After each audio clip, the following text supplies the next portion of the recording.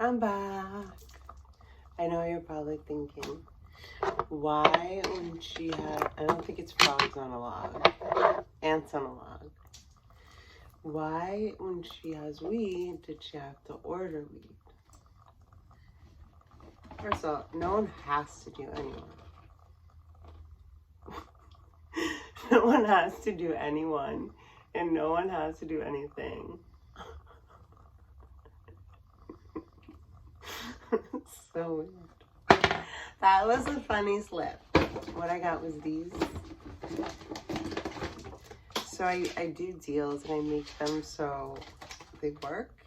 And tonight I got 4 grams for $1.20 by doing an ease stitch. Okay? The first story that I'm gonna tell that I did not think I would live to tell, and the title is 100,000% Royal Air Moroc. Who the fuck knows if they're still in business? I just thought of that. But Royal Air Moroc is the airline that my ex-husband put me on when I decided to exit stage left from our trip. It was Morocco, the High Atlas Mountains. We were in Casbah Tamadat for 7 days, 6 nights, and then we were on to Casablanca. The plan was to go to, starts with a P, Portugal. I was like, I lived in Brazil for, hey, that's it. Halas. I lived in Brazil for a while, and they speak different Portuguese in Brazil than they do in Portugal that's in Portugal. So I really love the show Golden Girls, if you don't know that. And I love how Sophia will sometimes say when she's telling a story, picture it, Sicily, 1929, or whatever. This is like, picture it, Casablanca, 2014.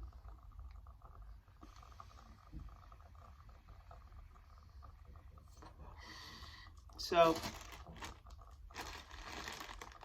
my husband, may his sweet and wild soul rest in power, and I were in Morocco. We stayed at Casbah Tamadat, which is Richard Branson's place there. He was a huge donor to I want to say Elizabeth, but that's not his mom's name. Eve Branson's foundation and Richard's, but specifically the Berbers in the High Atlas Fountain. He built the first well for water there, for fresh water. The Berbers basically are a quiet people. No, I'm kidding. They're adorable. I had these Berber slippers forever and I lost them.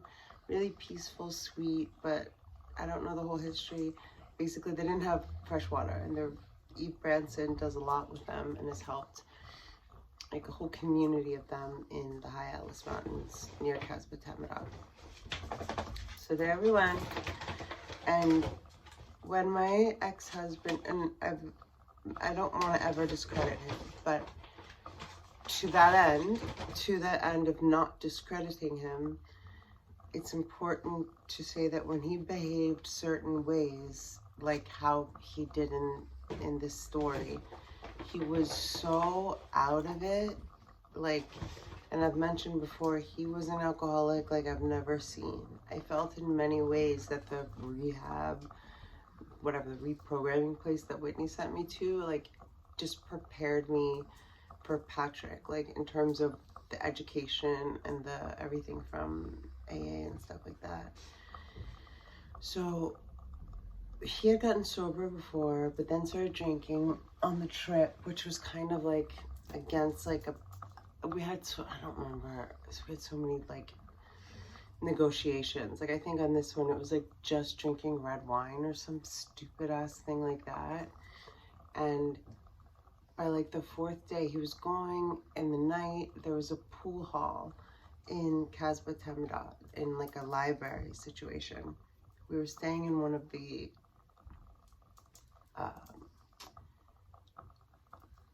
it's not a yurt, but it sort of is. It's a Berber,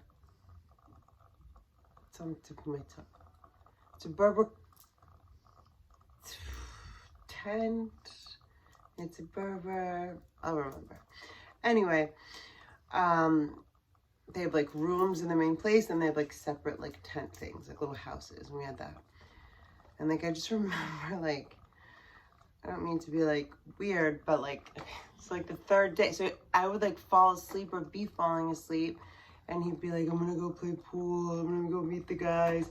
And sure, there were like guys from all over the world there staying there, and a lot of them were going to the event in Marrakesh, which we went to one night, Eve Branson's event, charity event, but like also chilling out, you know, and people drank and stuff, but not like all day, every day. Like he wouldn't sleep. He would just pass out for a few hours and then wake up and start drinking. And each day he was a little more rebellious.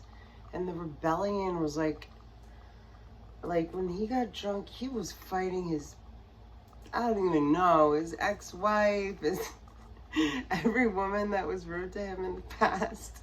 Like, it was not, I'm like, baby, it's me. Hello, it's me.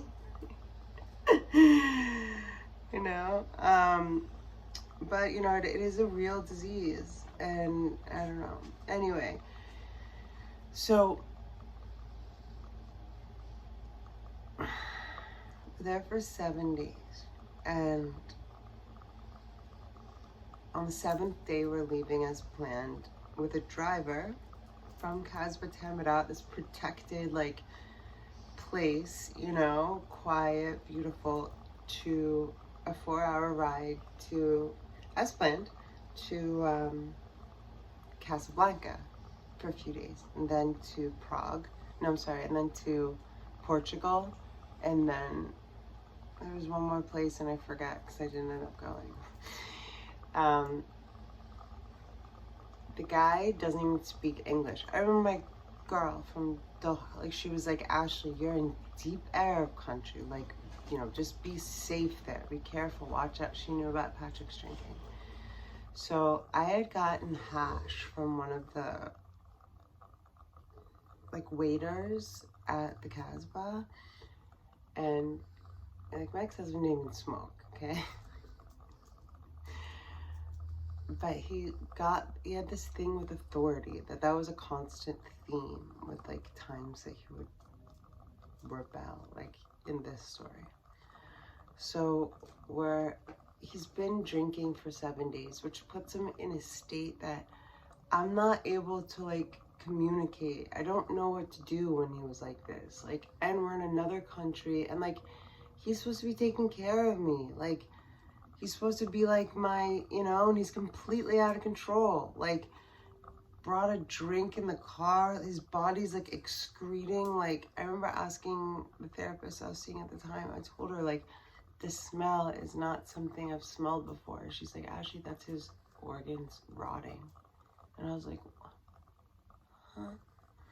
I remember we were there. I was like, your pee is like brown. You need to drink water. He's like, it's dark yellow. I was like,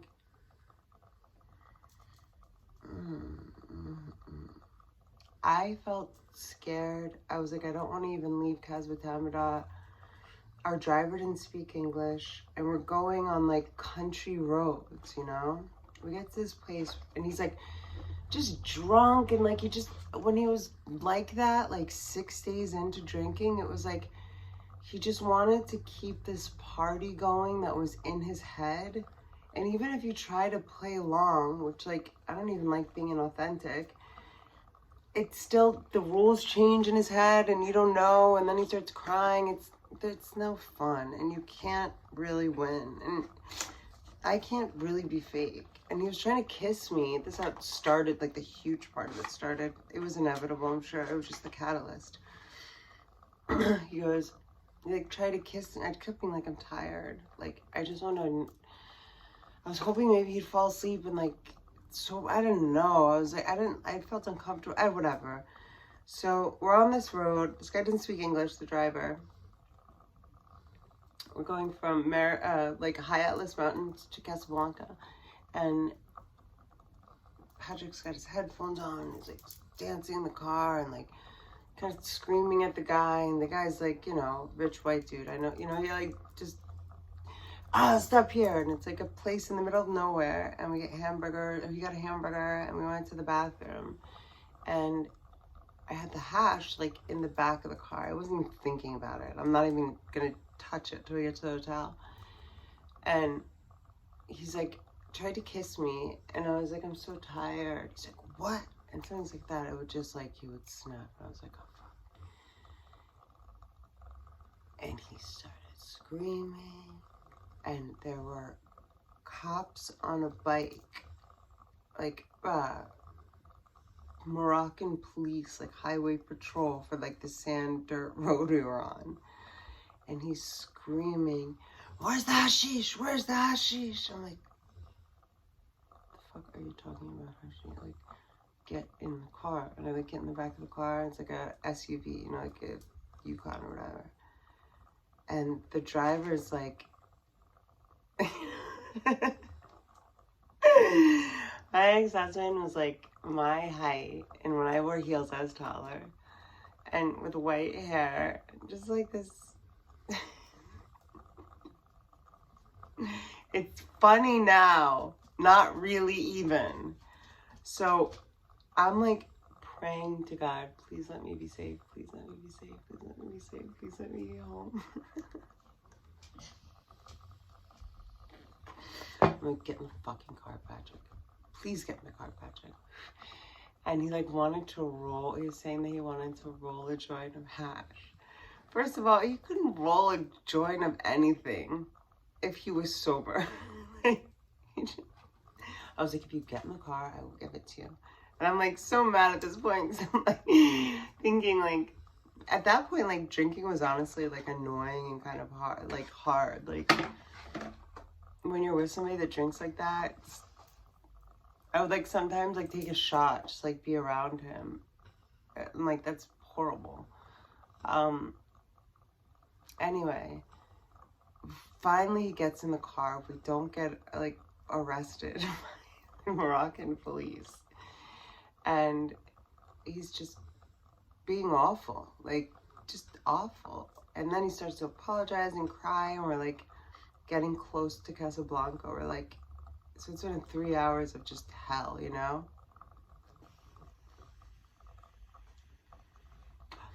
In like a foreign country, and I shouldn't be scared like that, you know? And so uncomfortable.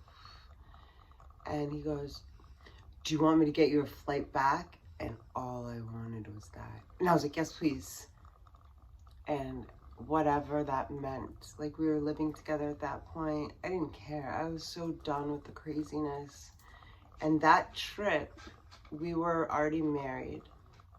Yes, we were already married. Because he had done something, and I wasn't going to go on that trip, even though it was planned for a long time, this Eve Branson Foundation stuff.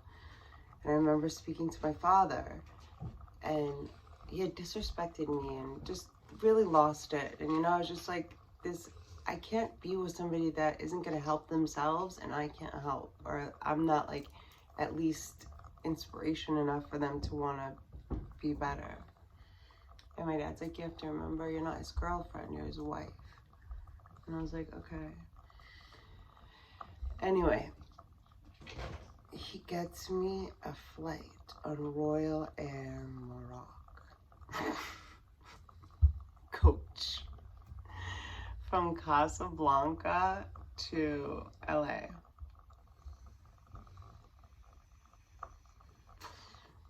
I've mentioned before in this channel that I've thought about not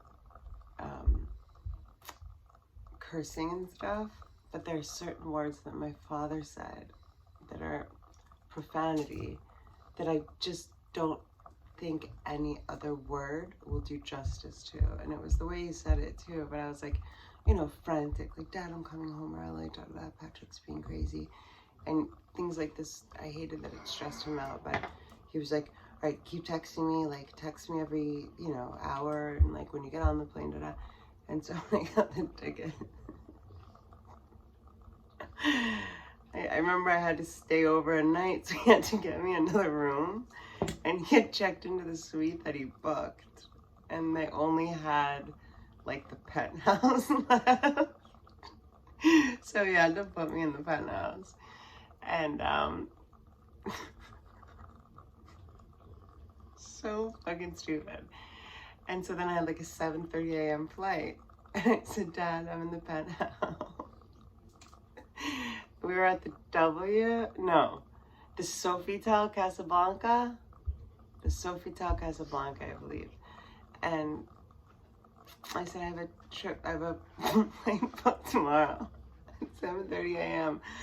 It's coach. It's Royal Air Moroc. And my dad goes, Coach, Royal Air Moroc? Shit. The way he said shit was like, he's like, you all right, sweetheart? And I'm like, yeah, I'm fine. I'm just going to watch a movie. Order pasta. I mean, it was horribly uncomfortable. I'm going to cut this off because it takes forever to download this stuff. I'll give you an update on Royal Air Moroc, but also the Casablanca airport in general.